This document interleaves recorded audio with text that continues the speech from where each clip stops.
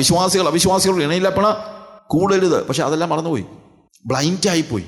ഇവരുമായിട്ടുള്ള വിവാഹബന്ധം ദൈവം വിലക്കിയിരിക്കുന്നതാണെന്നുള്ള ബോധ്യം അവർക്കില്ലാതായിപ്പോയി, ബ്ലൈൻഡായിപ്പോയി.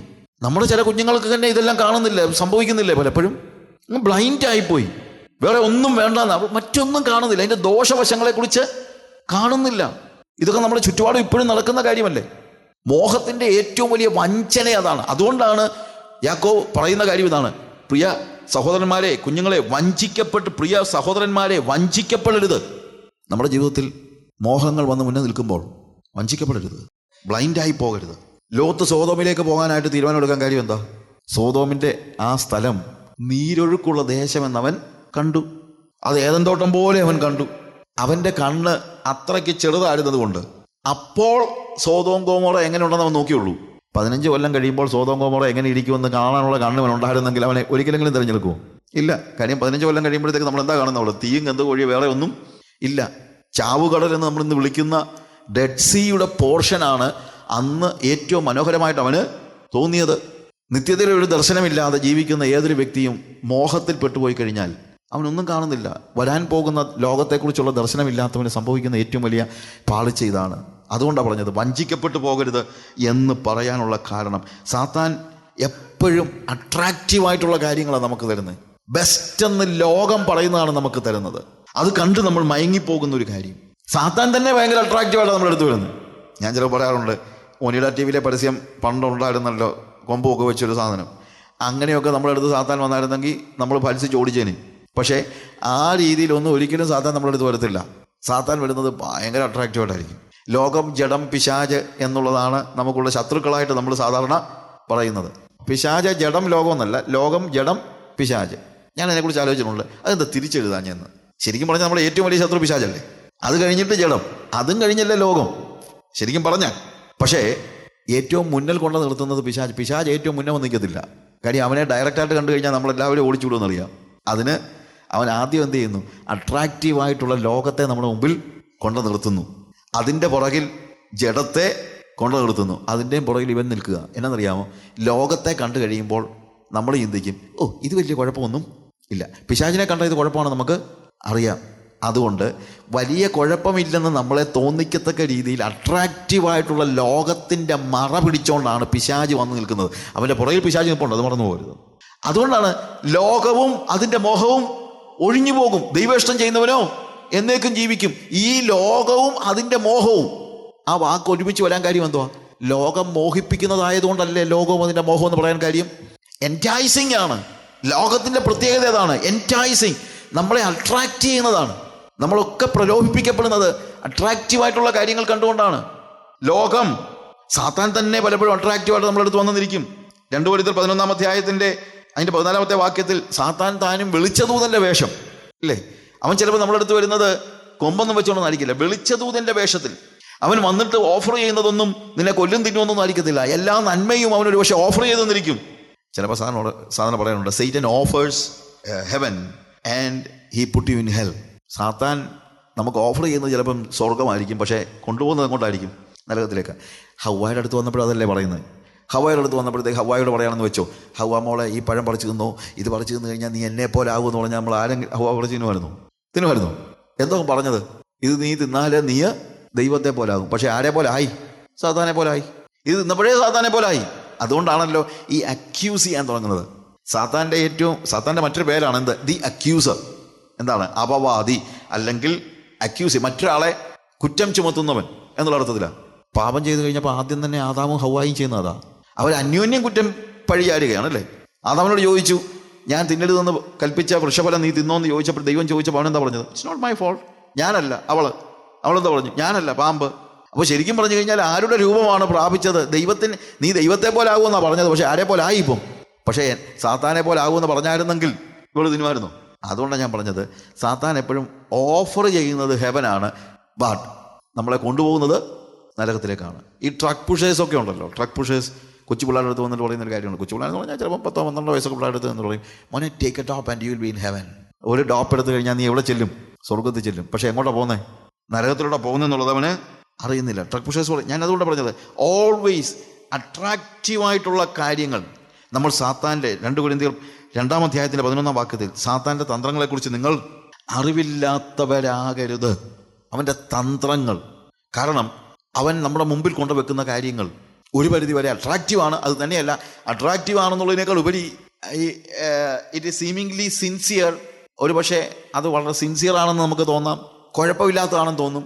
ഒരു കുഴപ്പമുള്ള ഒരു കാര്യം നമ്മുടെ മുമ്പിൽ കൊണ്ടുവെക്കാനല്ല അവൻ പരിശ്രമിക്കുന്നത്. വലിയ കുഴപ്പമില്ലാത്ത രീതിയിലുള്ള കാര്യങ്ങൾ, സിൻസിയർ ആണ് നമ്മൾ ചിന്തിക്കുന്ന കാര്യങ്ങൾ. ചിലപ്പം ഏത് കാര്യങ്ങളും വി ഫീൽ നമ്മളതിൻ്റെ കുറ്റം കണ്ടുപിടിക്കാനായിട്ട് നോക്കിക്കഴിഞ്ഞാൽ അതിനകത്ത് എന്താ കുഴപ്പം നമ്മൾ ചിലപ്പോൾ ചോദിക്കും, what is wrong with that, അല്ലേ? പക്ഷേ അതിൻ്റെ ഉള്ളിൽ അടങ്ങിയിരിക്കുന്ന, അതിൻ്റെ ഉള്ളിൽ മറഞ്ഞിരിക്കുന്നതായ വിഷം നമ്മൾ പലപ്പോഴും കാണുന്നില്ല. അതിനുവേണ്ടി അത്ര കുഴപ്പമില്ലാത്ത കാര്യങ്ങൾ പൊതിഞ്ഞ്, ഞാൻ മുമ്പേ പറഞ്ഞ ചൂണ്ടയ്ക്ക് ചുറ്റും ഒരു ബെയ്റ്റ് പൊതിഞ്ഞു തരുന്നത് പോലെ നമ്മുടെ കയ്യിൽ കൊണ്ട് തന്നിരിക്കുന്ന കാര്യങ്ങളെല്ലാം മോശം കാര്യങ്ങളുണ്ട്. ഇപ്പോൾ ഡ്രഗും പിള്ളേരോട് ചിലപ്പോൾ പറയുന്നത് എന്താണെന്നറിയാം, this is only a medicine. നമ്മൾ ഇതിനു വേണ്ടി കഴിക്കുന്ന അങ്ങനെയൊക്കെയാണ്. ചിലപ്പം മാൻഡ്രാക്സോ അതുപോലുള്ള സാധനം കൊടുത്ത് തുടങ്ങി ഇതെല്ലാവരും കഴിക്കുന്നൊരു ഗുളികയാണ്, പിന്നെ നമുക്കിപ്പം അത് കഴിച്ചാൽ കുഴപ്പമൊന്നുമില്ല, അല്ലേ? തുടങ്ങുന്നതാണ് സീമിംഗ്ലി ഹാംലെസ്, വലിയ കുഴപ്പമില്ലാത്ത ഒരു സാധനം എന്ന നിലയിലായിരിക്കും പലപ്പോഴും ഇതിനെ കൊണ്ടുത്തരുന്നത്. അതുപോട്ടെ, ഡ്രഗിൻ്റെ കാര്യം പോട്ടെ, നമ്മുടെ ഇന്നത്തെ കോമൺ ആയിട്ടുള്ള കാര്യങ്ങൾ തന്നെ ആലോചിച്ചു. ആളുകൾ ചോദിക്കും, what is wrong with that? Take the case of internet, social network. ഇതിനകത്തൊക്കെ എന്താ കുഴപ്പമുണ്ടോ എന്ന് ചോദിച്ചു കഴിഞ്ഞാൽ നോർമലി വലിയ കുഴപ്പമൊന്നും ഇല്ല. പക്ഷേ ഈ ഇൻ്റർനെറ്റിലേക്ക് കയറിക്കഴിഞ്ഞാൽ എന്താ സംഭവിക്കുന്നത്? കയറാതിരിക്കാൻ പറ്റുമോ? ഇന്നത്തെ സമൂഹത്തിൽ നമുക്ക് ഒരുപക്ഷെ അനിവാര്യമായ കാര്യങ്ങളിലാണ്, അതിനകത്താണ് ഇതെല്ലാം ഒളിച്ചു വെച്ചിരിക്കുന്നതാണ്. ഇൻ്റർനെറ്റിലേക്ക് കയറിക്കഴിഞ്ഞാൽ വേറൊരു ലോകത്തിലേക്ക് കയറുകയാണ്. സോഷ്യൽ നെറ്റ്വർക്ക് ഒന്ന് ആലോചിച്ച് നോക്കിയേ. ഈ ഫേസ്ബുക്കിലും മറ്റുള്ള കാര്യങ്ങളിലും, ഫേസ്ബുക്കിലൊരു അക്കൗണ്ട് തുടങ്ങുന്നതിനകത്ത് തെറ്റുണ്ടോ എന്ന് ചോദിച്ചു കഴിഞ്ഞാൽ എന്തോ തെറ്റ്? ഒന്നുമില്ല. അത് നരകത്തിൽ പോകുമെന്ന് ചോദിച്ചു കഴിഞ്ഞാൽ ഞാൻ പറയുന്നത് നരകത്തിലും പോകാം എന്നാണ്. നരകത്തിൽ പോകുമെന്ന് ഞാൻ പറയുന്നില്ല, പക്ഷേ നരകത്തിലും പോകാം. എത്രയോ അപകടങ്ങൾ, എത്രയോ ആളുകളുടെ ജീവിതം നശിപ്പിച്ചതാണ് ഫേസ്ബുക്ക്.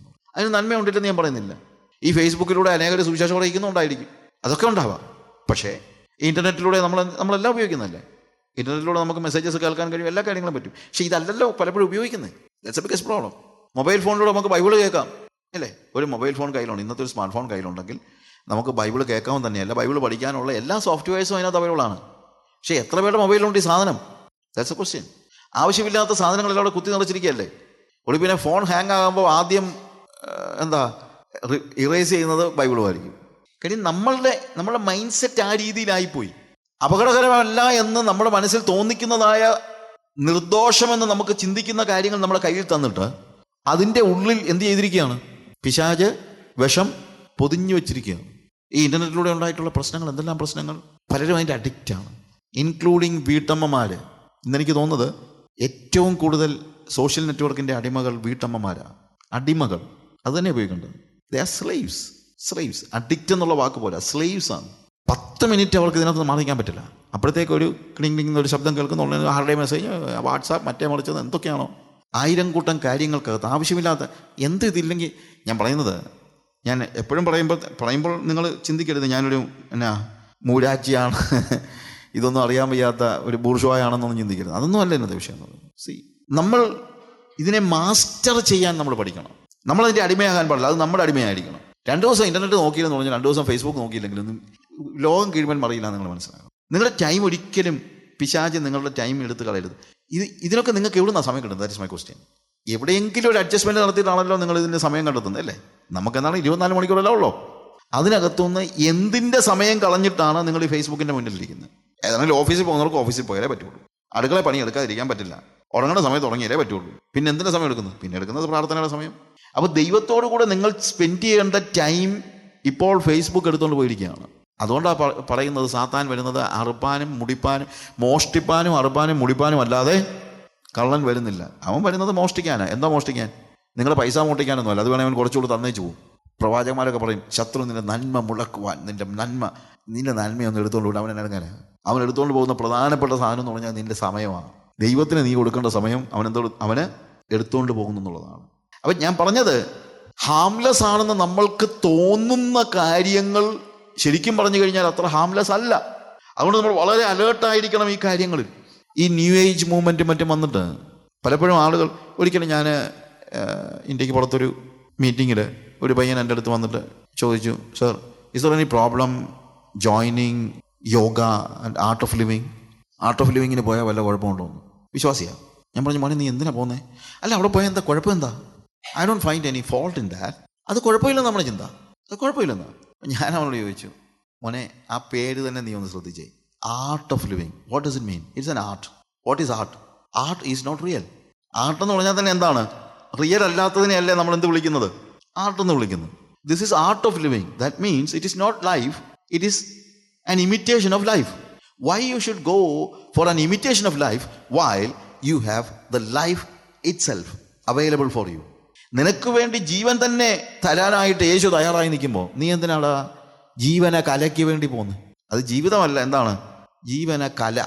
പക്ഷേ അതിന് കുഴപ്പമില്ലെന്ന് ചിന്തിക്കുന്ന ചെറുപ്പക്കാരെ എന്നുള്ളത് അവിടെ പോകുന്ന കുഴപ്പമില്ല. കാര്യം ഇറ്റ് സീമിങ്സ്, അതുകൊണ്ടാണ് ഞാൻ പറഞ്ഞത്, നിർദോഷമെന്ന് തോന്നുന്ന നിലയിൽ അട്രാക്റ്റീവായിട്ടുള്ള കാര്യങ്ങൾ കൊണ്ട് നമ്മൾ എന്ത് ചെയ്യാണ്? മോഹം അട്രാക്റ്റീവായിട്ട് പിശാച് കൊടുക്കുകയാണ്. കുഴപ്പമില്ലാന്ന് ചിന്തിക്കുന്നു. ഇപ്പോൾ ടെലിവിഷൻ, നമ്മൾ ഈ പിള്ളേരെ ടെലിവിഷൻ കാണിക്കുന്നു, നമ്മളെല്ലാം പറയുന്ന കാര്യം എന്നറിയാമോ? അവർ കാർട്ടൂൺ കാണുന്നെന്നുള്ളതേ ഉള്ളൂ, വേറെ ഒന്നും അവർ കാണുന്നില്ല. ഞാൻ സത്യം പറഞ്ഞാൽ സിനിമ കാണുന്നതിനേക്കാൾ അപകടകരമാണ് ഈ കാർട്ടൂൺ കാണുന്നത്. എന്തുകൊണ്ടാണ്? ഫസ്റ്റ് ഓഫ് ഓൾ, ഈ കാർട്ടൂണിലെ കഥാപാത്രങ്ങൾ പോലും ഇന്ന് മനുഷ്യരൊന്നും അല്ല, മൃഗങ്ങൾ പോലും അല്ല. എന്താണ്? മെഷീൻസാണ്. ഇവനെ നമ്മൾ ഏതൊരു ലോകത്തിലേക്കാണ് തള്ളിവിടുന്നറിയാമോ? മനുഷ്യത്വം ഇല്ലാത്തൊരു ലോകത്തിലേക്കാണ്, മെഷീൻസിൻ്റെ ലോകത്തിലേക്കാണ്. അതുകൊണ്ട് നടക്കുന്നത് പോലും മെഷീൻ നടക്കുന്ന പോലെ ഇതെല്ലാം കണ്ടുകൊണ്ടിരിക്കുന്നു. അത് തന്നെയല്ല, എന്തോരം ക്രൂരതയായി കാണുന്നത്. ഇവൻ്റെ മനസ്സിൽ സ്നേഹമോ സന്തോഷമോ അല്ലെങ്കിൽ മറ്റുള്ളവരോടുള്ള കരുതലോ ഒന്നും ഉണ്ടാകത്തില്ല. കാരണം കരുതലൊന്നും ഉള്ളതല്ലല്ലോ. കാർട്ടൂണിനകത്ത് കരുതലൊന്നുമില്ല. എന്തേ ഉള്ളൂ? അടിക്കുക, ഇടിച്ച് പൊടിച്ച് പപ്പടമാക്കുക, തിരിച്ചു വരിക, ഇതൊക്കെയല്ലേ കാണുന്നു. ഓരോ പ്രശ്നവും ഇല്ലെന്ന് നമ്മൾ ചിന്തിക്കുന്ന പല കാര്യങ്ങളും ഭയങ്കര അപകടകാരികളാണ് എന്നുള്ളതാണ് ഞാൻ പറഞ്ഞത്.